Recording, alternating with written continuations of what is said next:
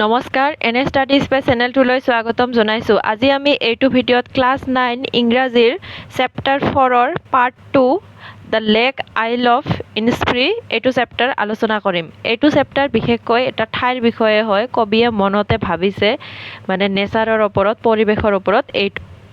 এইটো ধাৰণাৰ ওপৰত মানে এই গোটেই কবিতাটো হয়। তোমালোকে কবিতাটো 2-3 বাৰমান ৰিডিং পঢ়ি ল'বা, তেতিয়াহ'লে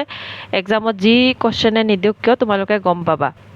ভিডিঅ'টো শেষলৈকে চাই যাবা আৰু প্লিজ মোৰ চেনেলটো ছাবস্ক্ৰাইব কৰিবা, এইটো এটা ৰিকুৱেষ্ট। ফাৰ্ষ্ট আমাক কি কৈছে, what kind of place is Innisfree, think about.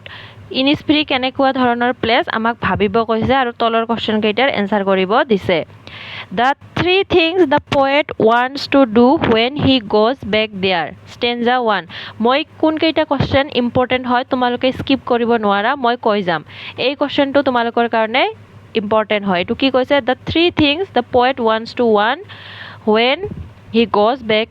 There, মানে পয়েটে যেতিয়া ইনিস্ফ্ৰিলৈ ঘূৰি যায় তেতিয়া কি 3টা কাম কবিয়ে কৰিব খোজে। The 3 things the poet wants to do when he goes back there are to build a small cabin of clay and ৱেটেলছ।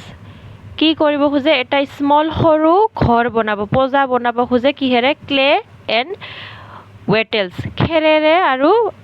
মাটিৰে জুপুৰি ঘৰ যে সাজে, এই জুপুৰি ঘৰ সাজিব খোজে কবিয়ে। আৰু হেভ 9 rows অফ বিনছ, আৰু 9 rows 9টা লাইনত কি কৰিব খোজে, beans and make a hive for honey bees, আৰু এটা হানি বিজৰ কাৰণে, মৌ মাখিৰ কাৰণে বাঁহ সাজিব খোজে। এইটো বহুত ইম্পৰ্টেণ্ট হয়, এই 3টা কাম। 9 rows অফ বিনছ মানে পাচলি যে, শাক পাচলি যে ৰুৱে, এইটো 9টা শাৰীত মানে শাক পাচলি ৰুব খোজে। এই 3টা বস্তু জনাটো বহুত দৰকাৰ হয়, বহুত ইম্পৰ্টেণ্ট হয় কুৱেশ্যনটো। তাৰ পিছৰ কুৱেশ্যনটো হৈছে, what he hears and sees there and its effect on him. এইটো ষ্টেঞ্জা 2ৰ পৰা এনচাৰটো কৰিব কৈছে। হোৱাট হি হিয়াৰ্ছ, তেওঁ কি শুনে আৰু কি দেখে তাতে, আৰু এইবিলাক দেখি বা শুনি কবিৰ ওপৰত কি প্ৰভাৱ পৰে, এই কুৱেশ্যনটো ইম্পৰ্টেণ্ট হয়, দাগ দি ৰাখা। এনচাৰ, হি হিয়াৰ্ছ ক্ৰিকেট ছিংগিং, ক্ৰিকেট এটা চৰাইৰ নাম, ক্ৰিকেট ছিংগিং,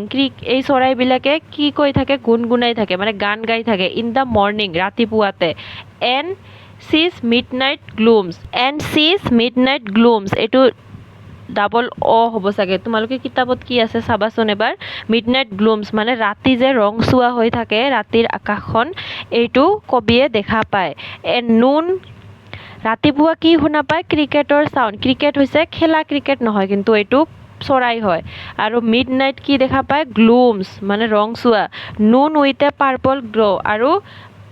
নুনটো কি দেখা পায়, মানে আবেলি কি দেখা পায়, আকাশখন পাৰ্পল কালাৰৰ হৈ আছে। এণ্ড ইভিনিংছ ফুল অফ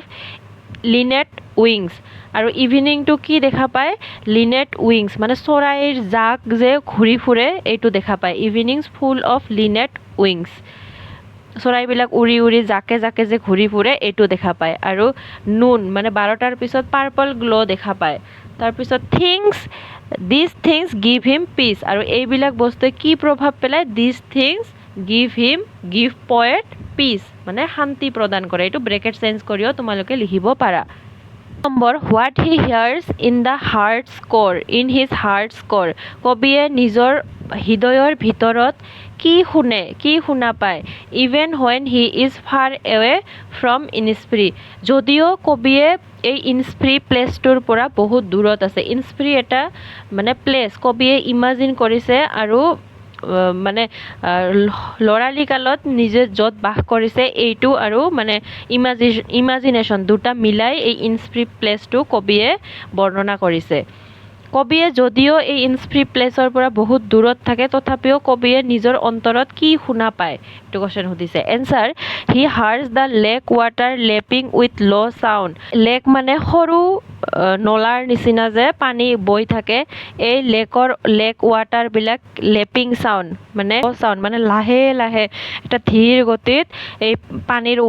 এই লেকৰ ৱাটাৰৰ চাউণ্ডটো কবিয়ে নিজৰ হাৰ্টত শুনা পায়। Even when he is far away from Innisfree, যদিও তেওঁ বহুত দূৰত আছে কিন্তু এই লেকৰ হ্ৰদৰ পানীৰ মানে সাউন্ডটো লো সাউন্ডটো লাহে লাহে যোনটো সাউন্ড থাকে সেইটো কবিয়ে শুনা পায় এই কোৱেশ্চনটো ইম্পৰ্টেন্ট হয় তাৰ পিছত মানে এই 1 নম্বৰৰ যিমানখিনি দিয়া আছে গোটেইখিনিয়ে ইম্পৰ্টেন্ট হয় বাকি বিলাকতকে by now you may have concluded that Innisfree is a simple natural place full of beauty and peace মানে তোমালোকে এইখিনি সময়ত গম পালা যে Innisfree এটা সাধাৰণ নেচাৰেল প্লেস ফুল বিউটি বহুত সৌন্দৰ্যৰে ভৰা আৰু শান্তিপূৰ্ণ how does the poet contrast it with where he now stands আৰু কবিয়ে এইটো মানে কবি বৰ্তমান যত বাস কৰে এইটোৰ লগত কেনেদৰে তুলনা কৰিছে কন্ট্ৰাষ্ট কৰিছে মানে তুলনা কৰিছে এই Innisfree বৰ্তমানৰ প্লেসৰ লগত the poet stands on a roadway মানে ৰাস্তাৰ কাষত কবি এতিয়া থিয় হৈ আছে or on a pavement বা কাষত ৰাস্তাৰ কাষত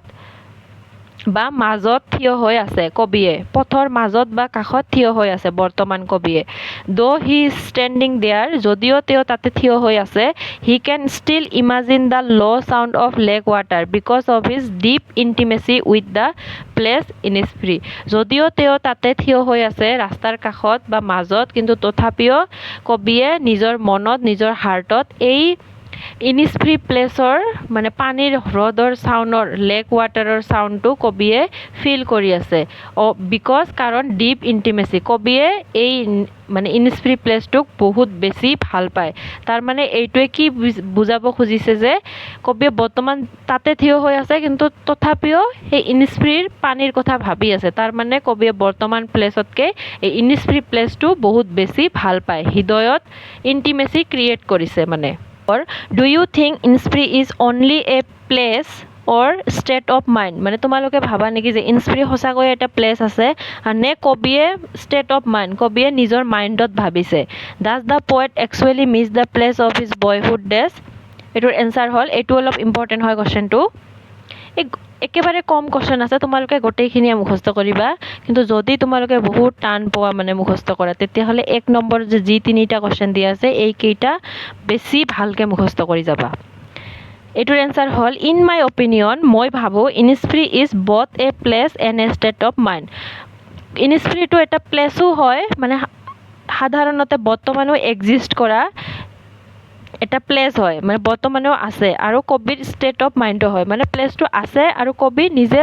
মাইন্ডত ভাবিছেও দুটা মিলাই এই Innisfree প্লেসটো হৈছে the poet actually does miss the place of his boyhood আৰু কবি সঁচাকৈয়ে নিজৰ বয়হুড লৰালি কালৰ দিনবিলাক বহুত মনত কৰে days a lot and that feeling transform the place to a state of mind for him আৰু এই ফিলিংছটোৱে মানে লৰালি দিনবোৰ মনত কৰি এই ফিলিংছটোৱে কবিক মানে এই Innisfree টু ক্ৰিয়েট কৰাত নিজৰ ষ্টেট অফ মাইন্ডত মানে সহায় কৰিছে এই ফিলিংছটোৰ কাৰণে কবিয়ে এইটো ট্ৰান্সফৰ্ম কৰিছে এটা Innisfree প্লেসলৈ যোনটো কবিয়ে ষ্টেট অফ মাইন্ডত ভাবি অলপ বেছি মানে ধুনিয়া বা নেচাৰেল বনাই দিছে তাৰ পিছত Look at the words the poet uses to describe what he sees and hears at Innisfree. কবিয়ে যে এইবিলাক ওয়ার্ড ইউজ কৰিছে এই কবিতাটোত এইবিলাক আমাক ভালকে চাব কৈছে কি be loud glad evenings full of linnet wigs lake water lapping with low sound এই মানে ওয়ার্ড বিলাক আমাক ভালকে মনোযোগ দি পঢ়িব দিছে তাৰ পিছত আমাক কোশ্চেন দিছে যে what picture do these words create in your mind আৰু এই ছবিৰ মানে পিকচাৰ বিলাক ভাবি তোমাৰ মনত মাইন্ডত কি ধাৰণা আহিছে কি ক্ৰিয়েট কৰিব পাৰিছা মানে কি ছবি অঙ্কন কৰিব পাৰিছা এইবৰে তোমাৰ মাইন্ডত কেনে ধৰণৰ ছবি অঙ্কন কৰিছে এইটো একেবাৰে নিজৰ ভাষাত এনসাৰটো হ'ব these words create a beautiful scenario in our mind এই মানে শব্দবিলাকে এটা ধুনিয়া সিনাৰিও পৰিবেশৰ সৃষ্টি কৰে আমাৰ মাইন্ডত the place is full of natural things আৰু এই প্লেস বিলাক কি হয় ফুল অফ নেচাৰেল থিংস প্ৰাকৃতিক বস্তুৰে ভৰা লাইক হামিং বিজ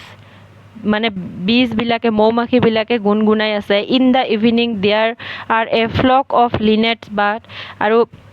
ইভিনিং টাইমত কি হয় ফ্লক অফ মানে বহুত ধৰণৰ চৰাইৰ জাক সৰু চৰাইৰ জাক উৰি আছে তাৰ পিছত আৰু কি ধাৰণা কৰিব পাৰি আমি there are also' the low' sounds of lake water লেকত পানীবিলাক গৈ থকা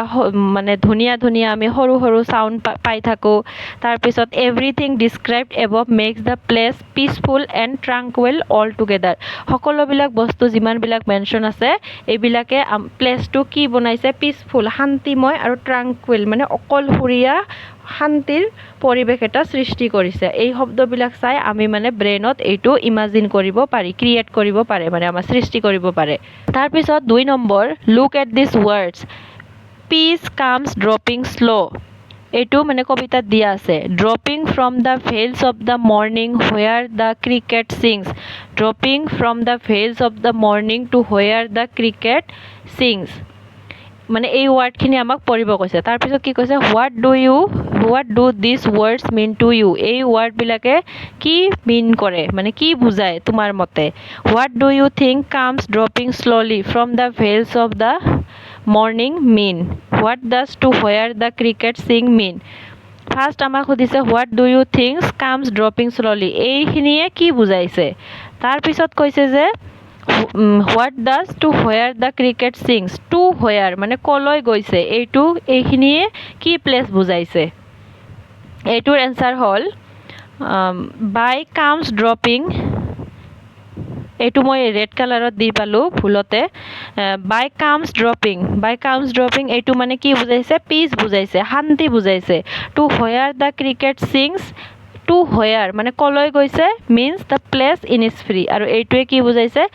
প্লেচ ইনিছফ্ৰী প্লেচটো বুজাইছে এইটো এই লাইনখিনি কবিতাতে দিয়া আছে পিচ কামছ ড্ৰপিং শ্ল' মানে এইটো ড্ৰপিং শ্ল'লি পিচ আহি আছে তাৰপিছত doping the veils of morning ৰাতিপুৱা উঠিয়ে কবিয়ে ক্ৰিকেটৰ মানে চাউণ্ড শুনা পাইছে এইবিলাক কবিৰ ইমাজিনেশ্যন হয় ইনিছফ্ৰী প্লেচক লৈ তাৰপিছত আজিৰ ভিডিঅ'ত এইখিনিয়ে আছিল তোমালোকৰ কিতাপত যিমানখিনি কুৱেশ্যন দিয়া আছে মই গোটেইখিনি আলোচনা কৰিলোঁ আৰু যিমানখিনি মই কি আছে ইয়াত এই চেপ্টাৰটোৰ পৰা বহুখিনি MCQ কুৱেশ্যন অহাৰ চান্স আছে মই 30টামান MCQ তোমালোকৰ কাৰণে লৈ আহিম পিছৰ ভিডিঅ'ত এতিয়া তোমালোকে এই কবিতাটো ৰিডিং পৰা 3-4 বাৰমান ৰিডিং পৰা তাৰপিছত কিতাপত যিমানখিনি কুৱেশ্যন দিয়া আছে এইখিনি আগত মুখস্থ কৰা তাৰপিছত MCQখিনি পঢ়িবা আজিৰ চেনেলটো ছাবস্ক্ৰাইব কৰিবা